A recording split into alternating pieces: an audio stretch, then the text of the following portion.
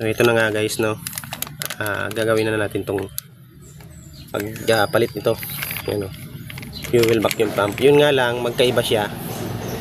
Tapos hindi aabot yung tornilyoan dito dahil mas mahaba itong original ng Easy Ride 150 natin. So yan, no, magkaiba. Tagilid siya ganun. Imbis pa ganun, pa ganun. Wow. So yan, gagawin na natin to. Tanggalin muna natin to. Tapos saka na natin palit to na bago.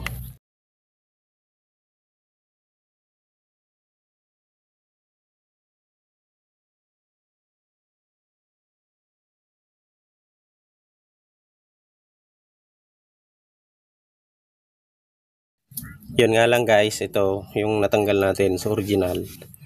Magkaibang posisyon ng kanyang itsura, no. Ayan. Mali-mali siya, no. Pero pwede na rin. Tapos isa pang mali dito is yan. Mas makapal itong bago kaysa rito sa original. Hindi ko lang alam kung pwede pa itong maayos. Pero kung maayos pa ito, mas maganda para meron pa tayong pasiguro, no. Tapos meron pa tayong problema guys, no. Ito nga palang tornilyo niya is napakaiksi.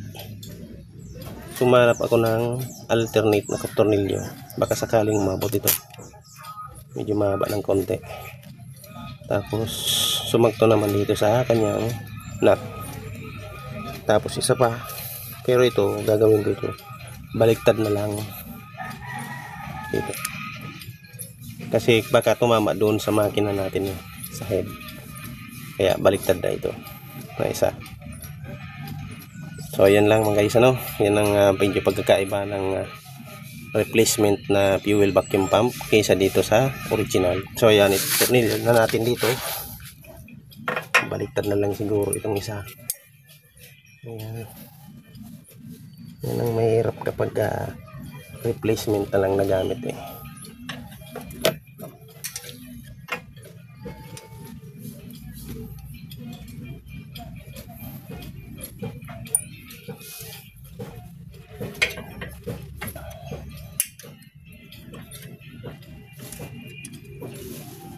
Yan. Ang layo guys, no. Okay lang. Ang importante, umabot pa. Ayan, umabot naman yung isa. Tapos mamaya naman yung pangalawa. Dahil kapag hindi pa ito umabot, yan, ang problema niyan, siptay na ang mga magkabit yan. So hindi na tornilyo. Abot pa naman siguro. Ayan, abot pa naman. Umabot din siya guys, no. Yan lang, medyo baliktad na talaga. Dahil nga baka tumama sa sobrang haba ng tornilyo natin, baka tumama doon sa ating head block ng ating motor, ng makina, no. So ayan, okay na siya guys. Ang problema na lang natin yung pagkakabit nitong hose. So ayan guys, hindi naman siguro mahirap ito kabit, no. Yan. So ito pwede pa naman pala i-adjust dito. Yan, medyo mahaba pa naman ng konti.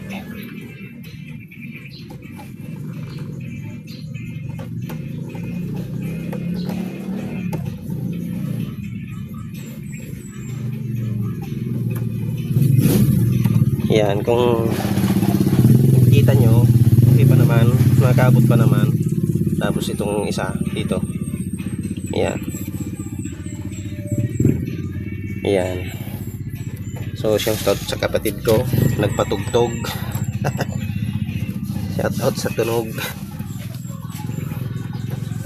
Ayan. So ayan, i-adjust muna natin itong lock. Tapos pa rin yan.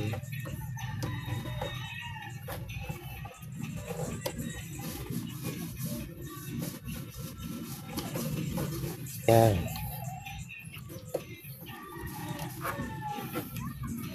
So okay na siya guys, no? Ayos naman, ay kabit naman natin ng may higi. Yan. Problema na lang natin is ilak to. Tapos yan. Tapos mamaya, pandarin natin kung sakaling umandar yung ating motor at gamit na itong bagong fuel vacuum pump. So, the moment of truth. So, titignan natin kung okay na. Umandar na ba ito? Aandar na ba?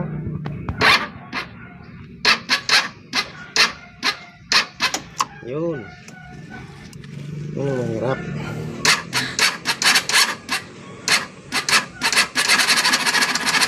Yun. Hindi kinaya ng battery. Mag-charge na naman tayo nito.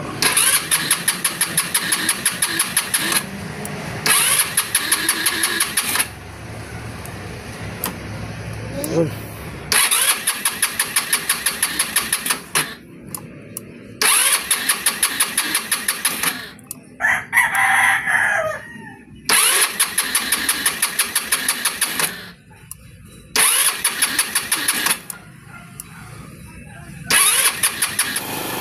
So, yan na siya guys, no.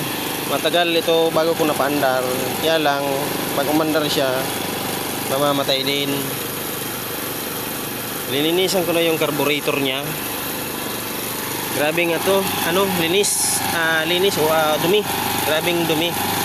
Sobra. As in yung parang asin-asin ba? Yung tawag ba nun? Tapos ito, pinalitan ko na, napalitan ko na, pinababa ko na nga, hindi ko ninalis tulad yun sa tornilyo. Tapos ganito pa rin. Ito, wala naman problema ito. Palaging nauubusan ng gasolina. Marami naman siyang gasolina. Nagkarga naman ako ulit ngayon na 100. Kaya lang, ba't ganon? Ba't palaging ganyan?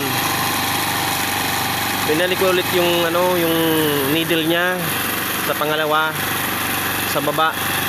Tapos yung yung carburetor niya, nalinisan ko na sa loob. Wala na yung tinatawag na asin-asin. So ngayon medyo natagalan, nag-aandar siya. Ewan ko lang kung mamaya kung kung okay na siya. Pag hindi na siya namatay, ibig sabihin okay na. Diba? So yun lamang guys ang update natin sa motor na ito na napandar ko na. Okay naman. Salamat sa inyong suporta. Peace out.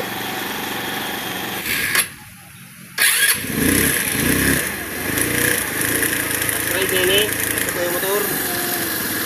Pag napalsukin babay na. Hanap naman kita ni bagong kwarta ang konsumo. Hanggang hindi na sana.